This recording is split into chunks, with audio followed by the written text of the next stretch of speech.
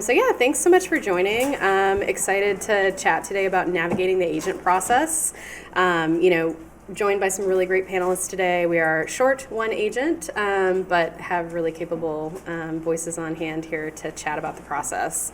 So I really wanted to give both Cassie and Maggie the opportunity to introduce themselves, tell us a little bit about their experience, as they're both so very qualified to talk about this topic, and then introduce myself real quick. I'm Stephanie Beard. I'm a Director of Acquisition at Podium Audio. Before joining Podium, I was the rights director at Sourcebooks, and before that, I was the executive editor and rights director at an indie house in Nashville called Turner Publishing. So spent my career working with agents on the publisher side, and yeah, would love, Maggie, why don't you kick off by telling us a little bit about yourself? I'm going to come this way. Oh, go that way? Okay. Yeah. So how do I come at this? So I am an attorney. My practice is dedicated to entertainment law. I started in the mailroom at ICM, which is now part of CAA. And the day I started in the mailroom, there were 4 attorneys and 1 PhD pushing mail cards. So I worked my way up to become an agent. I worked books to film and TV, as well as motion picture literary, which are big words for representing screenplay writers and directors. Left there when I sold my first 2 books at auction to Random House. Thought I was going to write full time. Did not, because my clients would kind of follow me and would ask me to read their scripts, look at their deal memos. And then when my author friends discovered that I understood film and TV as well as publishing, they would ask me to read their books, look at their deal memos, as well as tell them whether or not a producer was legit. Or is this thing that I'm getting as an email, is it real, or is somebody trying to scam me, right? So what happened is that my legal practice just grew up through word of mouth. And it was my husband who said, if you're writing 2 hours a day and practicing law 6 hours a day, you have an entertainment law practice. So I decided to try to acknowledge that, and that was about 6 years ago. And now I do very little writing, and I do a whole lot of working with authors. So yeah. Amazing. Yeah. And Cassie?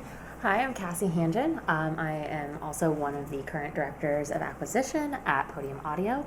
But before that, I've been in the publishing industry for about 13 years, and most significantly for this panel, I was an agent for 6 years, primarily representing nonfiction and romance authors at Waxman Level Literary Agency, as well as DeFiore and Company based in New York. And so I come at this from many different perspectives. I also have worked on the foreign rights side, like Stephanie in the past, and also was a literary scout, which is basically a consultant for foreign publishers for about 5 or so years, kind of split up between 2 different stints. So that is where I am coming to this conversation from today. Amazing. So like I said, very well qualified panel to chat about this topic. And essentially kind of the way we'll break this up, we've done the intros now. We're going to kind of walk through a couple topics for about 30 minutes and make sure that we leave a little bit of time at the end for questions. Might go a little quicker since we're man down, but of 3. yeah, exactly. Or 3 instead of 4. Yeah. Well, and I really kind of wanted to jump into this conversation by first talking about sort of the elephant in the room. So when someone starts a writing career, the first thing that folks are often hit with is the big question, do I need an agent? Mm-hmm. So to that basic question, how would you respond? And do you want to start, Cassie? Sure. So I'm not here to do a hard sales pitch of every author absolutely needs an agent. I think it really, as an author, depends on what your goals are. So obviously, most of you are attending this conference as an independent author. There are many very successful independent authors who absolutely do not use an agent. But I think it really depends on what your goals are as an author. And agents obviously have a depth and breadth of experience, especially on the traditional publishing side, to help authors meet their goals. So, for example, some hybrid authors that I know agents have worked with. This was not primarily the capacity in which I worked with the authors that I represented when I was an agent, but they are thinking about, okay, well, I'm a self-published author. I can handle all of my own self-publishing in North America, but how do I get my books into different languages around the world? And so an agent can come in and help with that, help authors get into different languages, into different markets, find publishers that are going to do a good quality translation and get that into the different foreign markets in different parts of the world. Obviously, audio rights is another subsidiary right. to think about where agents may or may not be helpful in that capacity. And then as well as I'm sure Maggie can touch upon this a little bit more thoroughly, but on the film and TV side as well. Film and TV can be very complicated. It can take a very, very long time to negotiate those rights. And you definitely want someone or someones, plural, that know what they're doing, that can help you navigate that process, because the contracts are very long and there's very specific terms in there that if you don't know like exactly what that term is referring to, it can be quite confusing. And so having someone to A, protect your interests, which is always super important, and B, kind of walk you through that process, is primarily, why I would say authors might want an agent. But again, I'm not here to do a hard sell. Obviously, take what I'm saying for what it is, because I was an agent for many years. And so, but I think that agents can also guide you in your career strategy long term as well. They have this breadth of experience. Even younger agents, a lot of the way agenting still works is very much an apprenticeship system where they are learning under a more senior agent, oftentimes first as an assistant of some sort, and then as a full agent who is acquiring their own titles. So they not only have their own experiences, but the experiences that they, can take some advice on from the other agents in their agency as well, especially the person that they're directly apprenticing under, as well as other more experienced agents in the industry. And, there are sometimes really tricky things that come up, especially with, contract negotiations or just thinking long term about, am I an author and do I want to write in a different genre than I'm normally, writing in? Do I need to adopt a different pen name? On the publicity side, what do I need to do to help, launch my book in the best way? If I'm an indie author, do I need to hire someone, get some more help in terms of the marketing? So there's all these, obviously as an independent author, I know that everyone is always thinking about this at all times and all the different facets, but it's, I think one of the main messages here at 20Books sometimes is, getting the help where you can and not having to do it all yourself, like outsourcing the work where you can.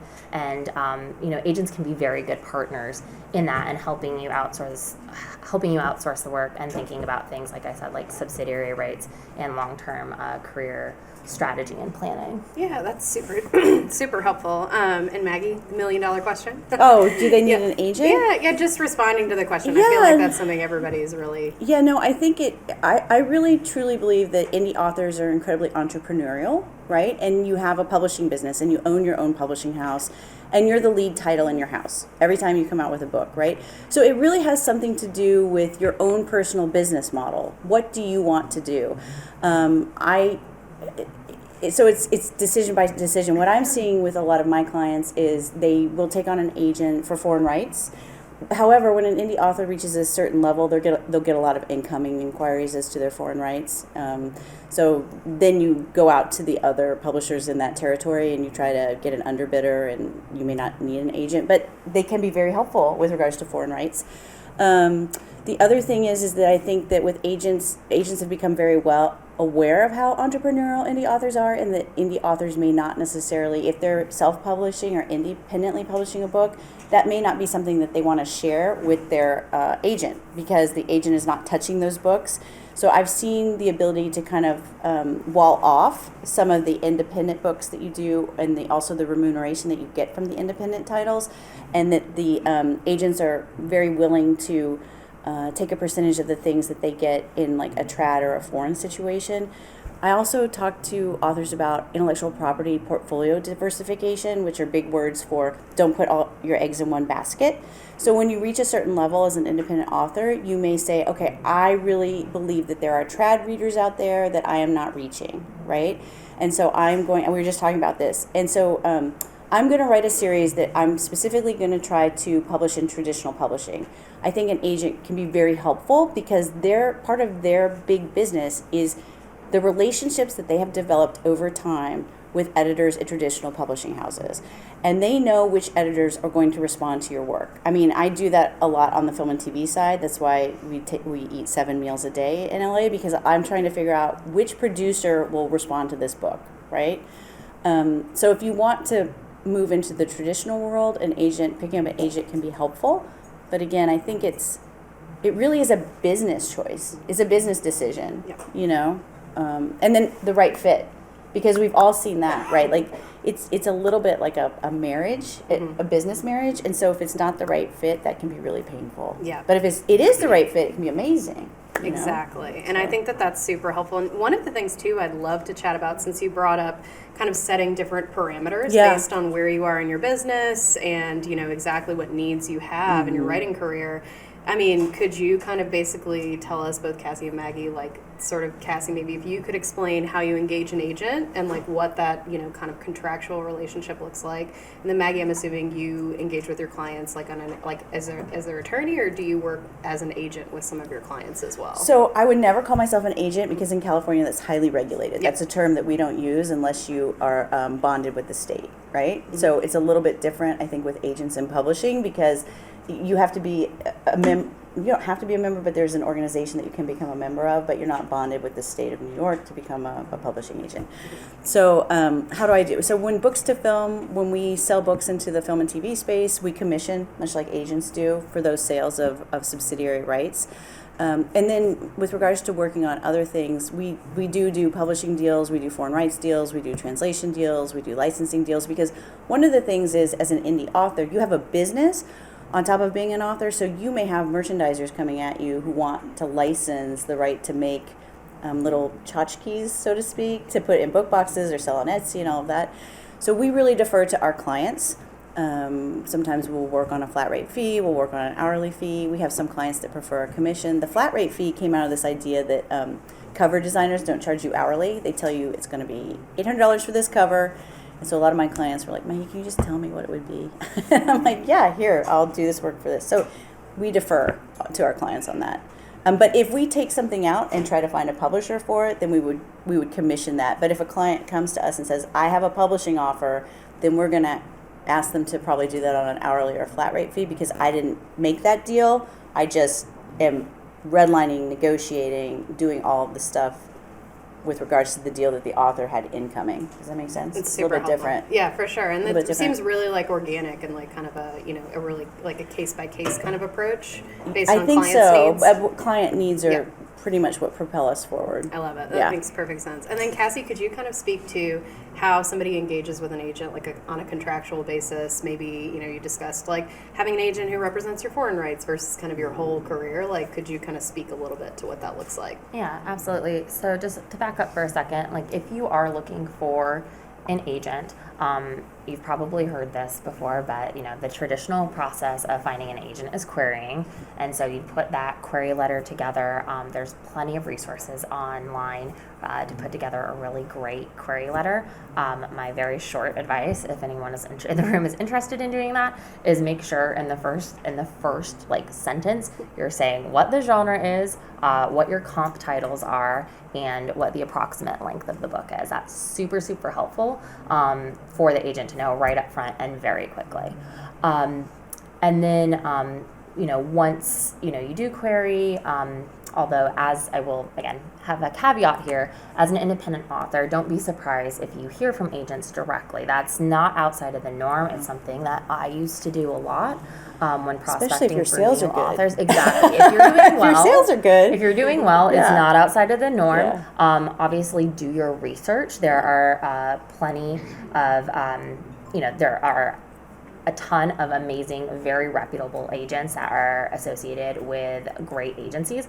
And there's also a number of agents that are maybe not actually agents and don't have a lot of experience. So please do your research if somebody does reach out to you, just to make sure you're validating their credentials and kind of what their experience and list of representation looks like before engaging with them.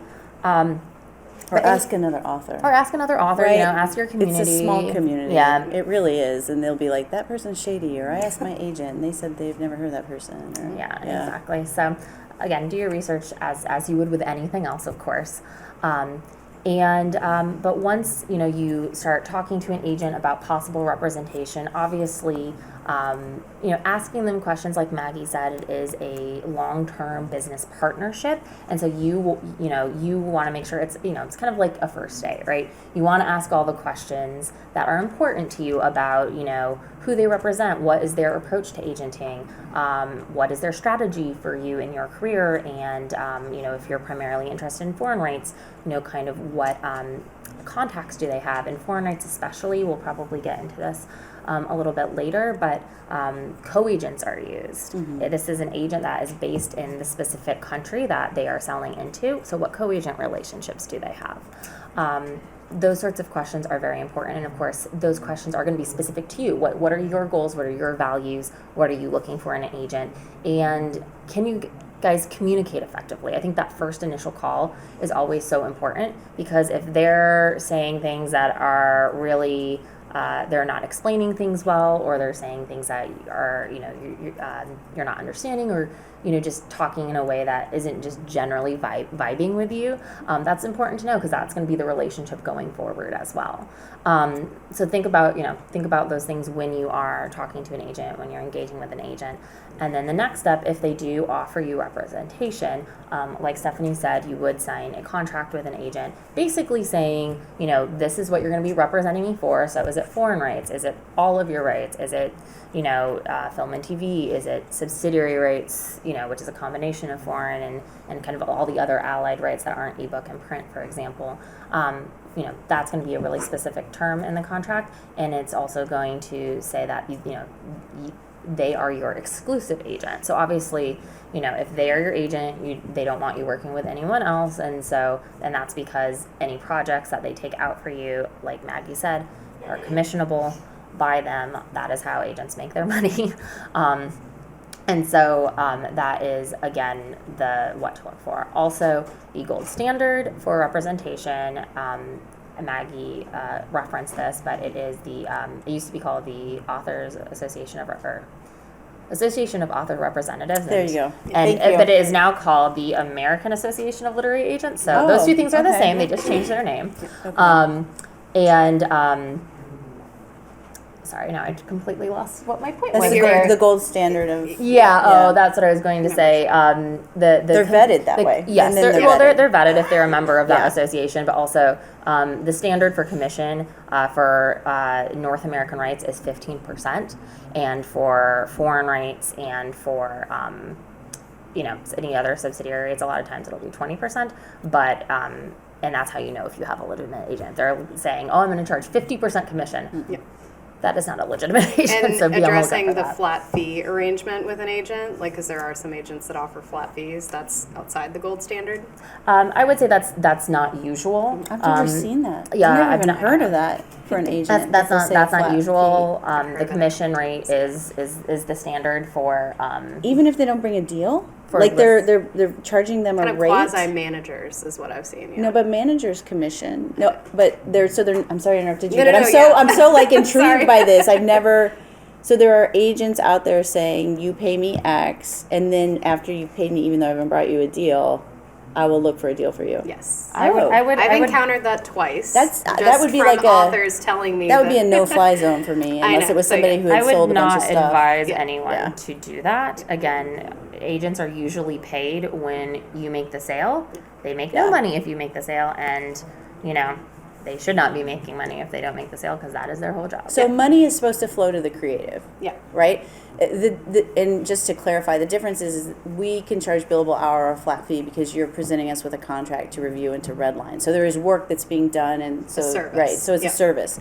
But that sounds just so incredibly... That's why I wanted to address it, just in case anyone else has ever encountered that. And we'll take questions in just a minute, but I did want to... I was just so intrigued by that. I really wanted to better understand. Well, we can chat more about it later, thank you. too, because it was a very interesting thing to encounter in the last year. And I wanted to ask, too, just because Cassie walked through the query process, so if an author wants to engage your services, what does that look like? Do you have a contact form on your website? Or? Yeah, there is a contact form, and then, I'm always around. You can always email me, and if I can be helpful, I'll be helpful. And if I'm not the right fit, I know other attorneys that could be a right fit, so because they're, I'm not everybody's cup of cuppa. Yeah. So Well, and I wanted to address too, because Cassie, you kind of walked through the process of querying. Does any part of the querying process look a little different if you're an author who's already published, an existing published author?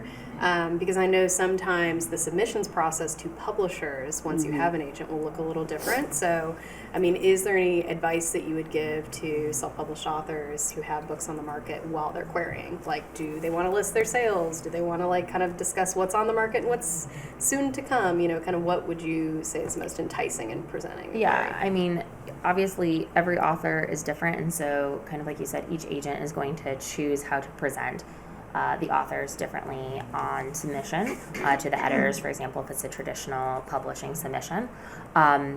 And similarly, you have to figure out how to best present what you can offer and what you can offer a publisher, for example, for just using a traditional publishing deal as an example here. And what you think of it long term, the agent is looking at this through the lens of the publisher, and can they sell this to a publisher? So yeah, anything that you have that you think is a strength, definitely put that in the query letter. And if you're not comfortable putting like raw sales figures in the query letter, I would definitely mention it on a call.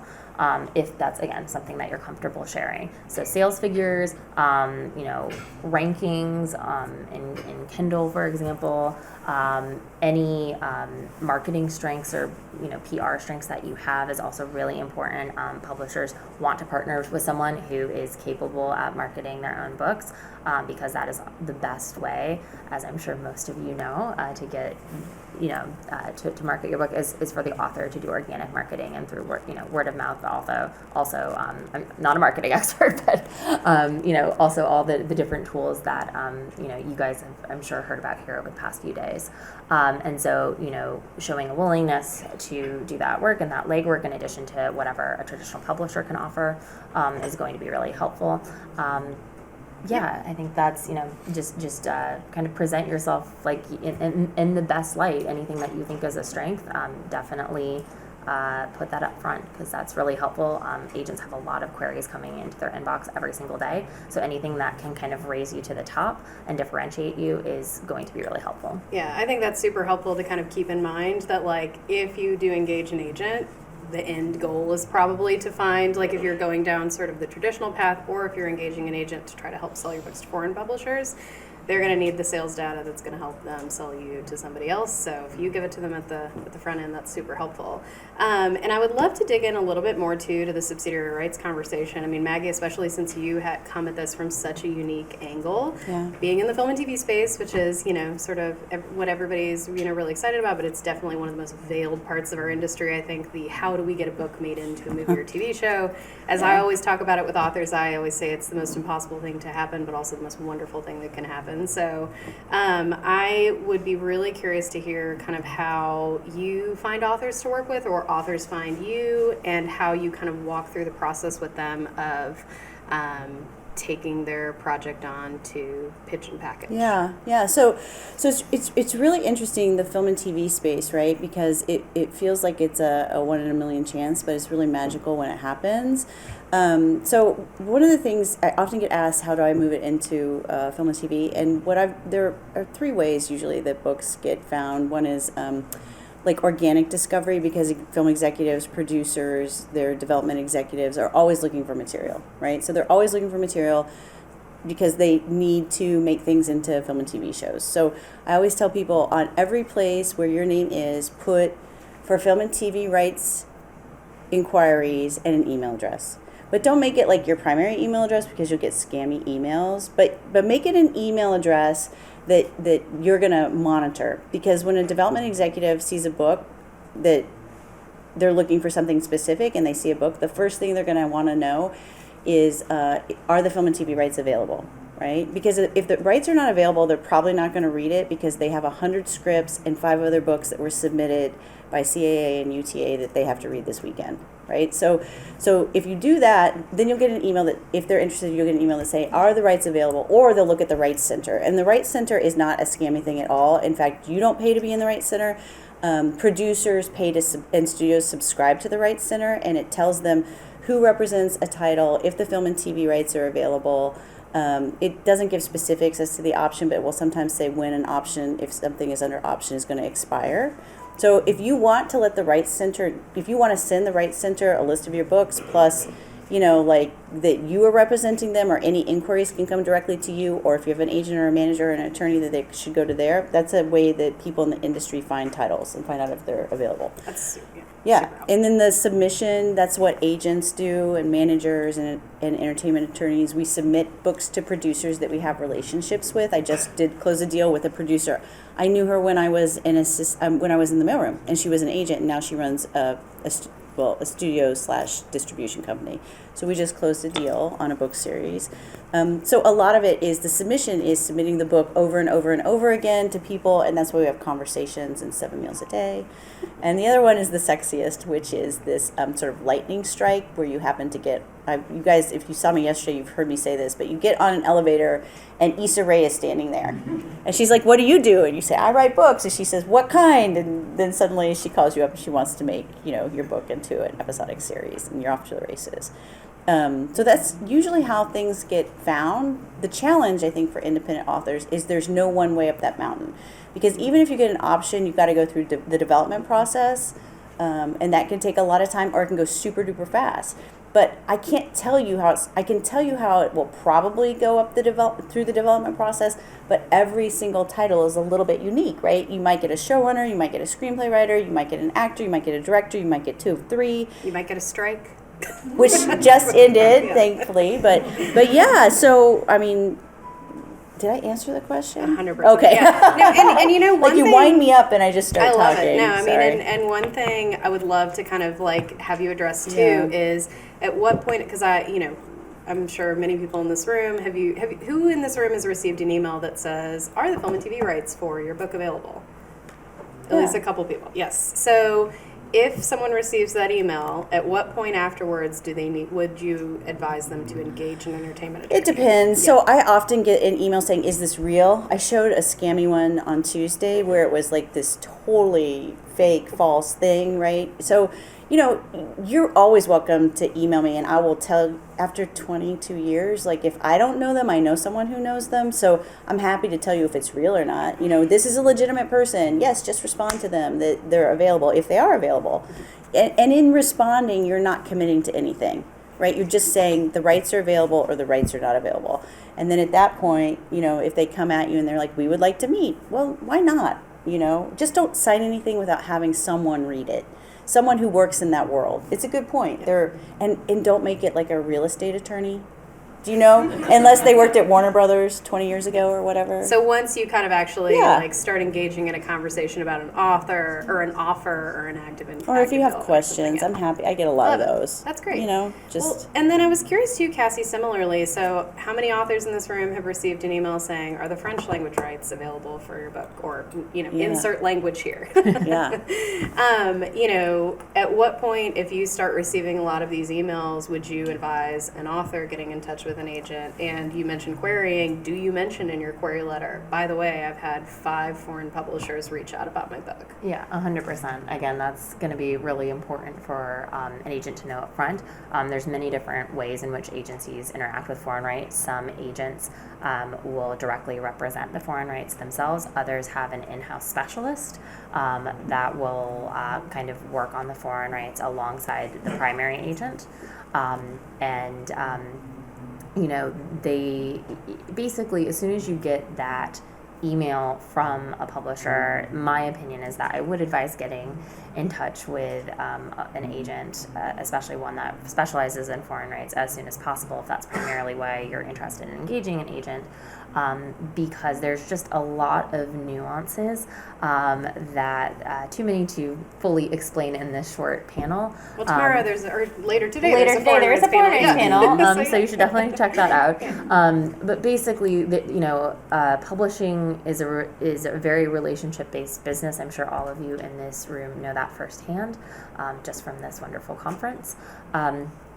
but you know, there are so many different intricacies, cultural, you know, nuances that go into the negotiations in all these different territories, which is why a lot of agents do work with co-agents, because of the different cultural nuances of selling into Japan versus selling into France versus selling Spanish language rights. And so there's a lot of different things to think about there in terms of, you know, what is standard. You know, X amount of money might be a very good deal for one country, but it might be extremely low for another country, and the agent is going to know that and help you navigate that process. You know, for example, smaller countries are probably going to have smaller advances, and you know, that sort of a thing, whereas countries like Germany or France that have more people, you can expect, you know, higher advances on those. So again, there's a lot of different things to think about and work through it on the foreign rights side specifically. And you know, the terms may be different in one country versus another country as to what is standard versus a North American publishing contract. So again, agents can really help you navigate that. And so reaching out to an agent sooner rather than later, if just to say, hey, you know, would you be interested in just having a talk about this, I think is really important, because you can at least know what your options are and get kind of a better handle on how to proceed from there. Super helpful. Can I add something real quick? One thing I tell to a lot of authors, friends, and clients is you need to remember that agents and entertainment attorneys work for you. You're their boss, right? And I think one of the things as authors that we forget or tend to forget is that you try so hard to get somebody to like your work or to read your work or to respond to your work, that people get really excited when an agent or an entertainment attorney or somebody likes your work. And you're like, wow, they like my work. And there's a sense of like some sort of validation. I'm seeing this less and less with indie authors. There was a time when it felt like sometimes they'd been shunned by trad, and then they'd have success, and here comes trad to the door saying, hey, sexy, I want your books, after years of like knocking on that door. Yeah. And that's lessening, I think. But one of the things I think that you always need to remember is that if you engage an entertainment attorney, if you engage an agent, you engage anyone to work with your intellectual property, you are their boss. They work for you. If they're not doing what you need, fire them. Get rid of them. Okay? Don't ever let somebody make you believe you're the most valuable person in this relationship. You create the intellectual property. If the corporations could do it without you, they absolutely would. In fact, that was what the strike was about. So don't ever forget that. Yeah, so. And I think that's one of the most important pieces of advice you'll hear this whole week, like, honestly. And tying on to that, too, just because it's something I've come across a number of times throughout the years being on the publisher's side, is if you're an author and you want to be copied in on every communication that your agent is having on your behalf, set that parameter. And set the parameters about how you want to communicate with whoever it is that's working on the other side. So it's not for the agent to tell you, no, you don't talk to your editor, you don't talk to, you know, so that's one of the things I've encountered a lot. At the same time, I just want to add that it is a partnership, and so if you are working with someone, make sure it's someone you trust. You know, if somebody asked me to copy them on every email, I would happily do that. But also, if they're not trusting in how I was working as an agent, that's a bit of a red flag to me, and a sign that we do need to have a larger conversation about, you know, what they need, what their needs are, if the relationship continues to work. So, you know, kindness and the spirit of partnership also goes a long way when you're engaging an agent, because again, you're working together towards the same goal. Yeah, I mean, that's for sure. I mean, your agenda, especially when you have an agent commissioning you and the publisher as well, your agendas are always aligned because they want to make money, right? I mean, the goal for, like, when a publisher comes at you and says, yeah, we think this cover would do better, we think X, Y, or Z. I mean, their primary goal is that they want to make money, the agent wants to make money, you want to make money. Now, one of the things that I've seen that is really interesting to me is that more and more publishers are actually asking my clients, what should we do? Because nobody knows their audience better than a successful independent author, right? A successful independent author really knows their audience, and I've seen that proven out time and time again, where a publisher will go with one thing and then they'll decide to pivot and go with what the author wants, and what the author wants ends up being more successful. Yeah. So be willing to use your voice, and don't just assume that a big trad house knows everything, especially if you've got a successful indie career going. Yep, and I think that makes a lot of sense. And, speaking to the spirit of partnership, finding publishers to work with too that engage in the same way, if that's really what you're looking for. Well, we have hit our time spot on, so we've got some time for questions. If I guess we don't have mics, so yeah, I know you. Quick question. Just coming from the TV world, I was a little shocked by the commission for publishing agents. 15%, is that 5% more than TV agents? Are they doing something different? 50% more? It's just standard. Publishing advances tend to be lower, of course, than film and TV deals, and so that's just the standard of how agencies are compensated. And just keep in mind that most agents, unless they're the owner of the agency, are splitting their commissions with the agency for overhead and basically just to be attached to that agency. So keep that in mind. At the end of the day, it's a percentage of a percentage for the person who's actually directly working for you. Yep. Thank you. Two quick questions. For Cassie, did I hear you correctly? 15% for North American rights and 20% for foreign rights? That's the standard? No. You also mentioned things to include in the first sentence of a query letter. I didn't quite catch what those were. Sure. Yeah, so I would definitely make sure you're very clear about what genre or subgenre that you're writing in. I would put in your comparative titles up front, or something that is I remember a query that I got as an agent where you immediately knew what it was, and it's super helpful, is Legally Blonde meets Murder, She Wrote. You would know immediately what that book is. Oh, we do that you film know? and TV too. Yeah, and it also can translate into the film and TV side if that's, an opportunity that exists for your book as well. And then the word count, that's going to be really helpful as a parameter for the agent to assess whether or not your word count is typical for the genre that you're writing within. Yeah. Oh, I think you were next. Earlier you talked about fit, trying to determine the fit. So I would think, other than making sure you represent that genre, what are you typically looking for when you're deciding whether or not to represent this person? I mean, are you looking at their social media platform? Are you, what are your... Yeah, I think Maggie and Cassie will both have it. So Cassie, if you could answer that from the agent perspective, and then Maggie from... Well, I think it's really individual to every single different agent. I had a very different approach, say, than another colleague of mine who represented slightly different things would look at. For me, when I was an agent, I was definitely, because I was representing a lot of nonfiction, which is tends to be very platform driven, I would definitely be looking at their social media or what other things, were out there where people could find them, kind of what celebrity status they had, what connections they had, who could endorse their book, who could we send a book to blurb it, those sorts of things especially are very, very important on the nonfiction side. On the fiction side, looking at, again, their social media, how well they connect with their fans is important. But again, each agent's going to have kind of their own criteria that they look for, and so it's really specific. Publishing is incredibly subjective. I'm sure that's something you all know already. One reader can love your book, another reader can totally hate your book, and it's the same with agents. They all take very different approaches to how they do their job, so they're all probably going to be looking for something a little bit different, but those are some of the guidelines. So for books to film, it often is about, so I don't just collect things. There are some people that want to represent tons of people. So do I think I know a buyer for it? And if I don't know the buyer for it, it doesn't mean there's not a buyer. It's just I don't have that relationship. So I will say to someone, I don't know who the buyer for this is. I say that a lot.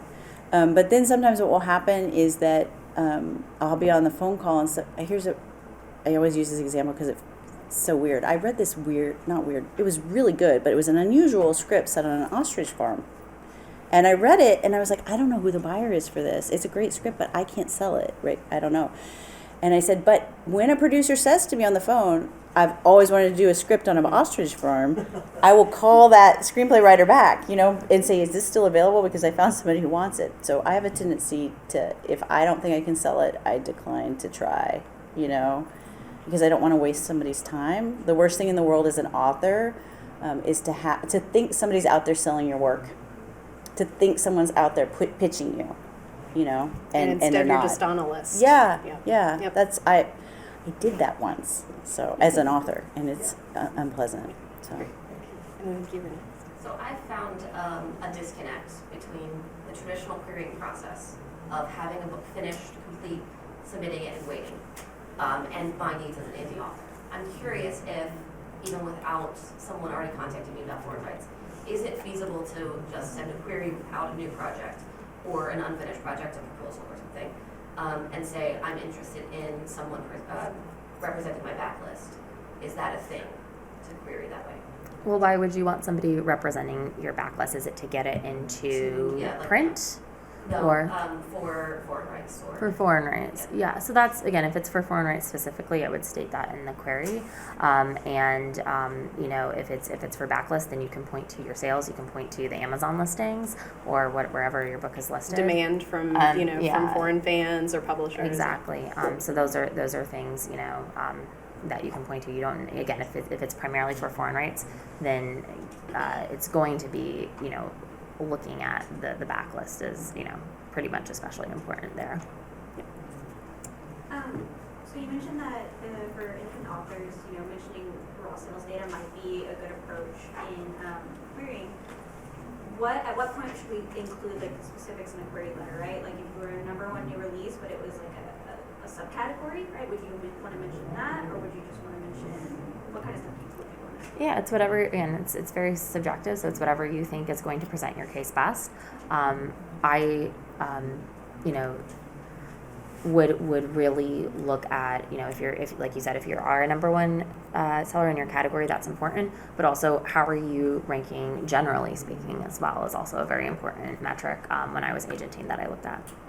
So I look at that from a little bit of a different perspective, right? So part of me is when you ask that question, I always backtrack. I'm like, well, what is the overall goal? So are you sending the sales data because you want an agent to try to take the book that the sales data is based on and get you a paperback deal? Or are you trying to get it into trad? Or are you trying to do a new title? I'm not asking you to answer. Those are the things that I kind of think of because I, as an attorney, am very hesitant with the idea of any independent author sending their sales data to an agent without having a conversation. But I come at it from a different perspective. Yeah. And again, it's up to your level of comfort and Yeah. what you want to do. Again, this is just a suggestion, but the agent may ask that on a call. So if Absolutely. you don't want to, put it Yeah. in writing, And I they totally may just get pull that. them themselves. Yeah. Well, and that's yeah. the thing. They can pull it themselves. Yeah. And how did you go about finding an agent? Because I'm from the UK and I write in horror, and I had some enough coming from Czech Republic. Oh, wait, what do you write? Horror. Horror? Couldn't find anybody in the UK who would represent horror, even though I had enough of them. For publishing or for... For foreign rights, sorry. Oh, yeah, horror is a different sort of market. Yeah. I don't do a lot of horror. I mean, I don't... In film and TV, yeah, for sure. But No, but is there a foreign- market for it in foreign, like a true market for foreign sales? There are definitely publishers who do it. Specialize? I don't know Yeah. if It's the you agents I struggle with. I took the offer and Mhm. put them in Czech Republic, but I couldn't find an agent to represent foreign rights. I mean, it's a little tough because I will say, so an agent that's looking to bring more titles onto their Right. foreign rights list, they're going to look and see sort of what their viability is to bring you into other markets, even if you Yeah. have one offer. And just generally speaking, currently in the foreign rights market, horror is pretty tough. So perhaps you just haven't found the right agent yet. But I think what Cassie mentioned, making sure that you're, looking at Pub Marketplace and seeing who represents other titles that have sold recently that are similarly, and just looking to find. But if something. you become like the Rebecca Yaros of horror, Yeah. you will have those offers coming at you, Yeah. right? There's always room in the market for something that is incredibly successful. And there's also resources online. Stephanie mentioned Publishers Marketplace. That's a really great resource. It's $25 a month, so it's not a huge investment for you to look up, different foreign deals, You can who look up represents foreign foreign deals, that sort of a I thing. love that. Yeah. Manuscript Wishlist is also a very good tool if you're looking for an agent to represent your domestic rights in North American or English manuscript wish list. And so that is, so that's those are the resources I would recommend as well. I think we had one more question. Yeah, are there agents that specialize in or have the market cornered in, or they're kind of the go-to for indie authors who haven't been published before, who haven't been reps before? I mean, there are a number of author or agents who do represent mostly independent authors, but again, I think looking at genre and fit are going to be really important tools that are layered on top of that specific question. And again, some of those resources I just mentioned are ways that you can research kind of who would be the best. What fit is for your that. genre? Fantasy. A fantasy? And how many books do you have out? Well, it's a hard question to answer, but multiple. Why is it hard to answer? Well, it's not just me. There's other authors. I'm asking this question for. You guys have a pen name, a shared group pen of name? people. A shared no, pen? No, just there's a group of us that have the same question. So. Okay. I mean, it depends, right? Like, I would look for an agent that likes fantasy. And it also depends on what you're trying to do, right? Like, are you trying to get the books, like I said, the books that you've already written into the trad sphere? You're trying to get a paperback deal? You're trying to lay off foreign rights? I mean, these are all questions that it feels like, for me, strategically, when I talk to authors, it's talking about what is your strategy for your business and where do you want to see growth and who can you bring on that's going to help you get there, right? Because as an indie author, you truly are an entrepreneur. And I think that it's okay to look at attorneys and agents and literary managers and foreign rights people as people who are going to become part of your team, but that they have very specific jobs. I think there was a time when there wasn't indie publishing, when traditional publishing and agents were, they vetted everything, and you had to get through that to get anything published. And there was a lot of leverage there, right? It's not that way anymore. You know, you can reach a market, you can have thousands and thousands of readers and make millions of dollars without having a traditional publisher or a traditional agent. Yeah. So it's a very different marketplace. Yeah, I mean, I would say I don't think we could name one agent that doesn't work with indie authors at this point. Yeah, no, Yes. or that they, yeah. Yeah. Especially if you've got somebody pulling down they keep trying, 7 or 8 Yeah. figures a year, they will always be after you. Yeah, yeah. So. Well, awesome. Well, thank you all so much for attending, Yeah. and thank you so much, Thank Cassie you. and Maggie. Yeah.